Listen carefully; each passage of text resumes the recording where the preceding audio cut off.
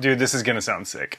It's got a real stadium arena rock sound to it and I'm liking it. Well, hello, we are back for Sunday Riff Refinery number 13 now. And today I'm pretty stoked. We're in the grunge-ish, grunge adjacent genre again because I'm mixing some grunge with some pop punk.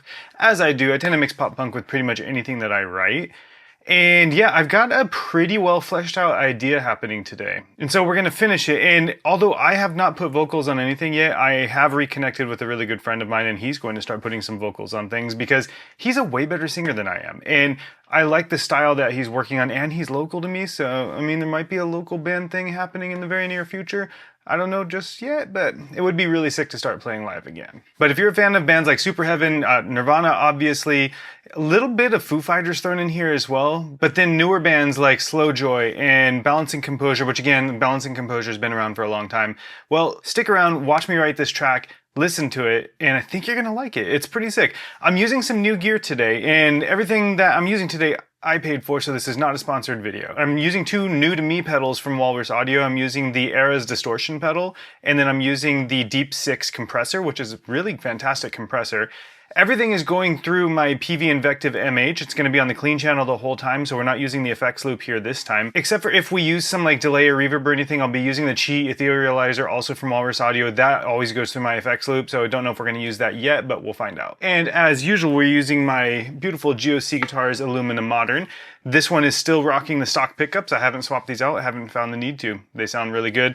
I did install a coil tap, so a push-pull pot from CTS inside of here, so we will be running in a coil split position on the bridge the whole time. I just found that it sounds better through a distortion pedal. So I was working at about 130 BPM is what I recall, but the riff is pretty simple. The tone that we're working with the Eras Distortion pedal, which I'll put up on screen right here, is kind of unique in my opinion because I have the blend not turned up all the way, so you're not hearing just the pedal.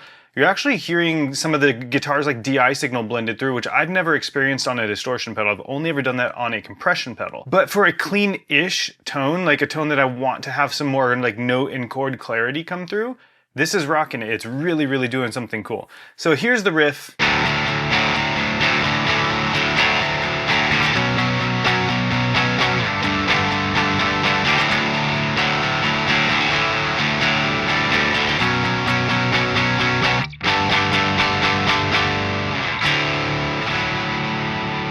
So you can hear that's a pretty mellow guitar tone there. We're going to add some distortion to it later, but I just felt like that would be a really cool intro to this track. I may add some compression to that. I don't know if I really care for what the compression was doing to it, but I wanted it to sound like almost like that lo-fi like intro, telephone intro effect, but not so exasperated in the mids and everything, which the Eras Distortion pedal is pretty cool for that because it is actually scooping the mids a little bit no matter what preset that you're on. So if you're on mode 1, it's the least scooped, but still scooped. And once you get to mode 5, it's the most scooped. It's got like a Mesa Boogie, like dual rec kind of vibe to it, which is really cool. But let's go ahead and track that first bit here. I'm gonna turn on the metronome. We're at 130 BPM, and yeah, let's track it real quick.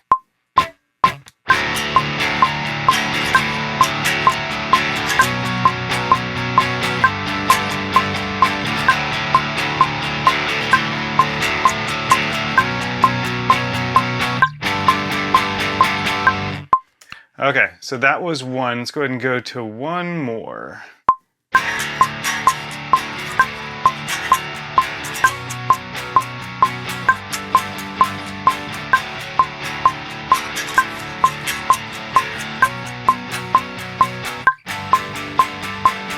So I let the note drag out there a little bit at the end, and that's because I want it to really hit when it goes into the like distorted part of that. All right, so we've got the clean ones done, and now we need to go into the distorted ones. And so I'm gonna switch to a new set of tracks because I know that those are gonna need to be quieter, and we need more gain. So I'm gonna turn the blend all the way up, so now it's just the distortion pedal, the Eras, and we're gonna turn the gain up. And the gain on this pedal kind of gets rid of the high end a lot. It brings up a lot of lows and gets rid of the high end when you crank the gain on it, so we might need to add some treble. I'm gonna leave the bass right in the middle where it's been.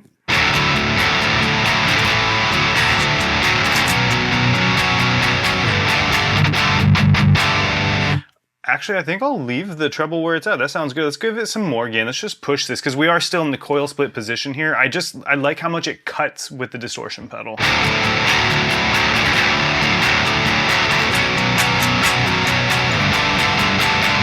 Yeah, that's the way that I'm gonna go with it. That just sounds good and pleasing to my ears like that. But I like it. And I don't usually like coil split tones for gain, you know? Like this isn't high gain territory yet, but it's gain, you know? Okay, so let's go ahead and record that with some gain now and we'll jump into the drums. But first, some coffee. You already know we gotta stay caffeinated.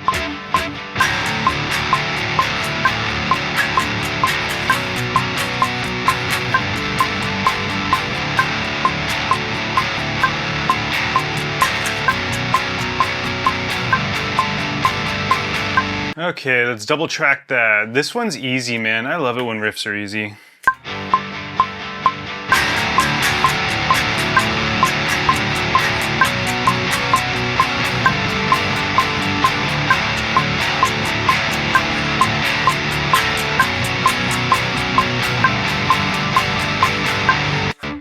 All right, that was the easiest double tracking yet, and I love it. I'm here for it. Now we've got to do some drums. You can already hear how much that distortion pedal just thickens up that signal. This sounds really, really good on a recording, man. I have had my eyes opened from, you know, being the traditional metalcore player that I am, always using just a really tight rhythm tone on every amp and amp sim and everything that I would set up. And now I'm learning that distortion pedals also have a lot to offer for shaping the signal, especially when they're then going through the power section of a real amp and then into a great impulse response. Like this is all sounding great. And actually this is going through the preamp and the power amp because it's going through the clean section of the Peavey Invective. So it sounds awesome. I love it. I don't know. Do you guys feel the same? Would you rather me just use a straight up tube tone? Because I've never gotten this thick of a tone out of just an amp. Even the Rev G2 that I have up there, or G20 I should say, it gets thick, but not this kind of thick. So I don't know if you know what I'm talking about, but if you know what I'm talking about, let me know. Okay, drums. So we've got Robot Dog drums. I've got a little bit of a low cut happening on there too because of the fact that it was just obliterating my speakers, and at the time I wasn't wearing headphones. So what we're dealing with is just the basic setup. I changed around the kick drum and I changed around the snares. The Ludwig Supra, and that's a 14-inch one, and that just sounds, it's deep, but it's fat, and it's got that snap to it still, and that's why I like it. It sounds good. But we need a fill that goes into this. So we need something that decka, decka, bicka, decka, bicka, decka, boom, something like that. Do we want that to be a kick there too? Danka, dickata. Let's try that. Okay, cool. Now we need another section here. So I'm thinking something very simple. We don't need it, we just need it to be wide open. That'll make it sound heavier. And we need it to come in with a crash. I don't want no hi-hats here. Yeah, just gonna put a ton of cymbals in now. And then we're going to humanize the cymbals because they don't sound good like that. Cool, dude, this is gonna sound sick. It's got a real stadium arena rock sound to it and I'm liking it. Okay, so let's go ahead and just copy and paste that, honestly, because then we're gonna go right into the next little piece. So let's listen to this from the beginning though.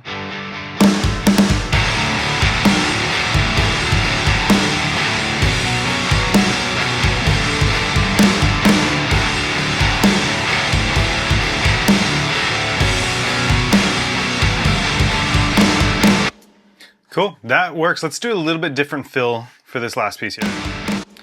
What should we do? Let's get rid of all of it.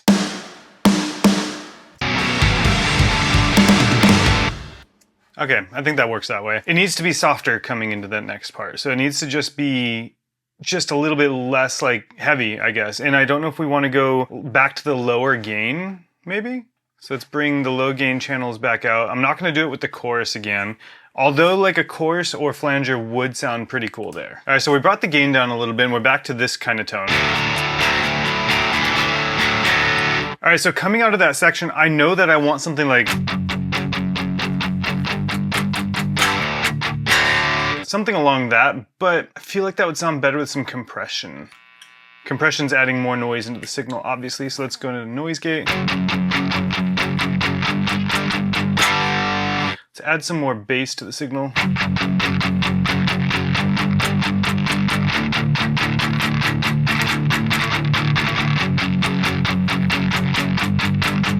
Let's get the click back and then let's just record it. I wanted this one to drag out and be a little bit slow.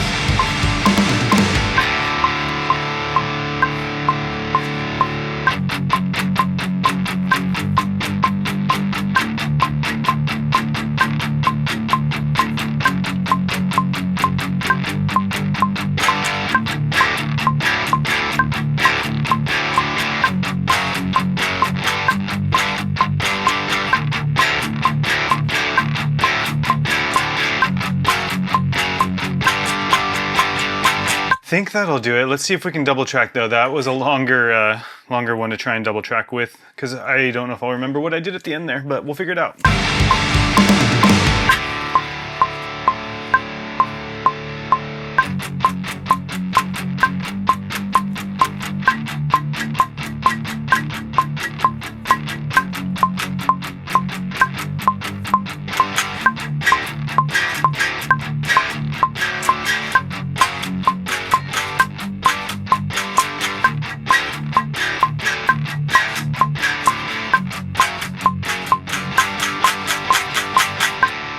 Okay, that's sounding the way that I want it to sound. That sounds pretty cool. I think some drums are in dire need here though. So the first half of it is gonna sound obviously a little bit different. I think we'll try some hi-hat chicks, and if we don't like that, we'll just go with nothing there. Okay, and then I know that I already want this to just go ticatu.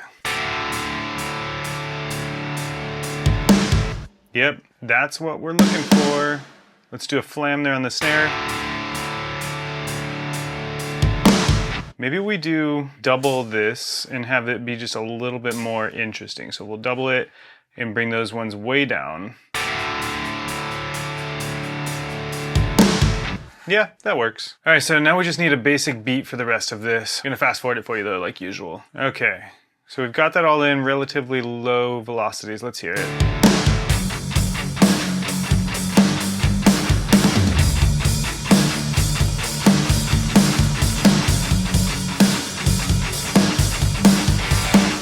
Okay, so as we can hear now with drums, it just doesn't sound as good as it could. So let's go ahead and re-record those guitars. I thought I had them clean, but I didn't have them clean. But before we do, we're just gonna copy and paste that, and then we're gonna move the cymbals around a little bit here, so. And then we do need a fill at the end that's gonna fit it a little bit better, because the same fill just isn't gonna work. So we'll do a little bit of a build-up on the toms, so. And let's go ahead and record this in one whole session again. I think it'll just sound better that way. It's not so repetitive, so let's give it a try.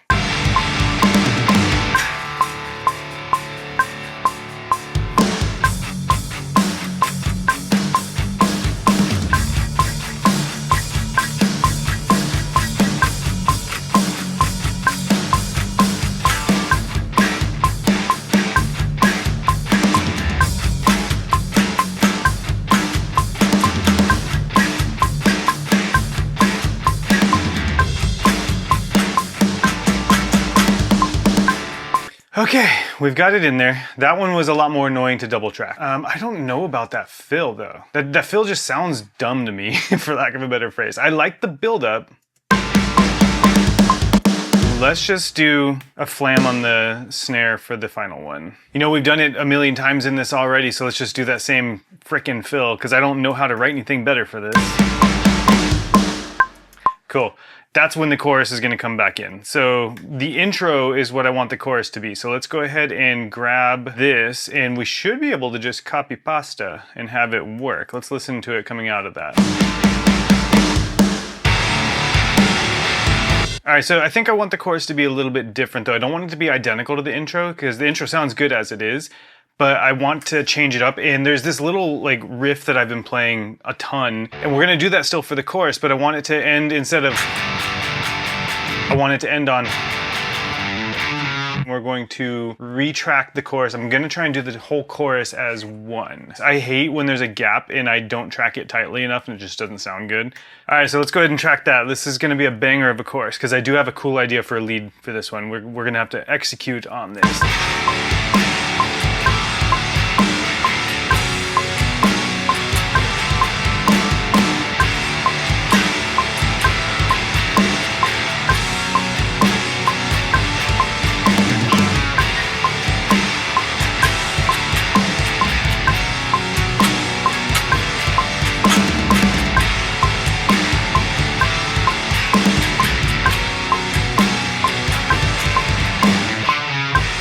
All right, that worked, honestly. We got it. And it's time for leads. So let's go over to the Chi Etherealizer again. And I want just something obnoxious with this. All right, I think we've got what we need there.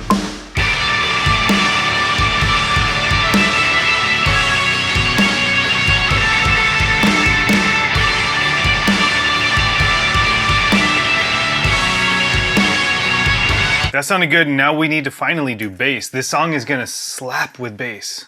Not like slap bass, because I can't play that, but it's gonna slap. And since I'm playing in drop D, we are reaching for the jazz bass. And so let's make sure we are in tune. All right, and for the bass tone, we are using good old Amp Hub again. So I don't have this compressor turned on, it's just there for if I needed it, but we're using the Ampere VT reissue again. Same cab settings, and the effects is just a little bit of a bump in the mid-range on this, and then we're bringing out some 250. All right, and this is what the bass sounds like. Oh man, I love the distortion and the compressor on. That sounded pretty good, but for a metal tone, I do that every time. I swear, every video.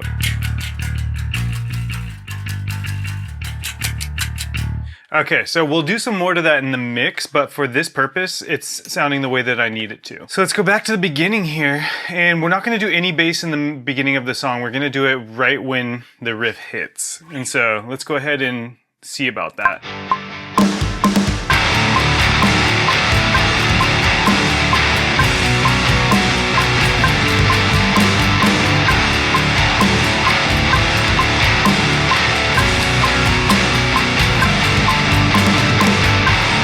Okay, that's gonna slap. I wanna track this all in one go as well.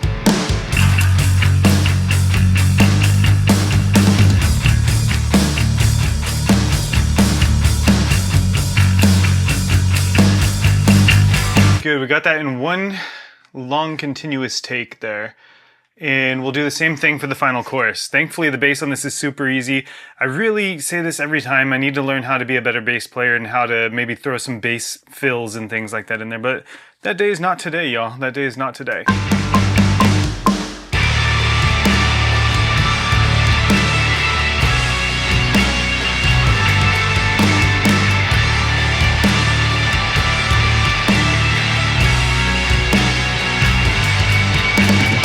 I think we've got it. By Jove, I think we've got it. I know, I'm lame. So that was a bit longer of a track than we usually do on here.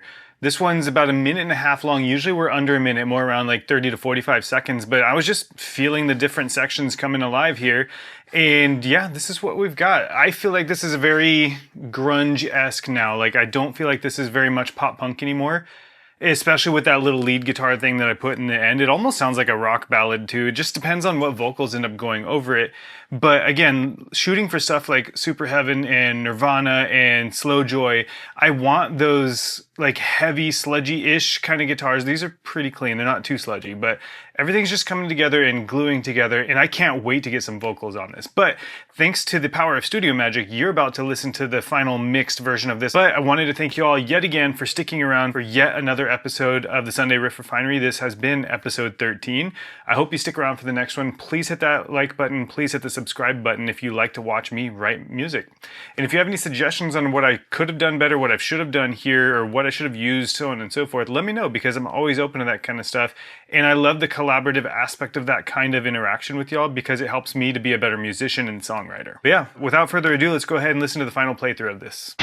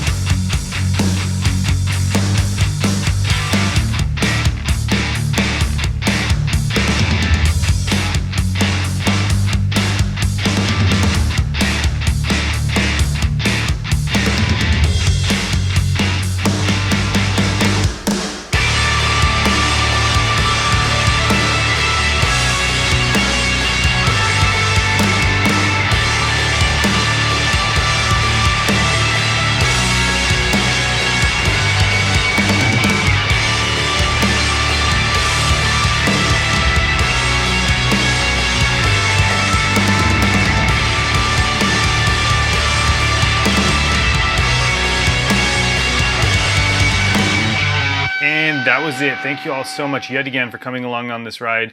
I appreciate you all immensely. And until the next time, peace and love, and I'll talk to you in the next one.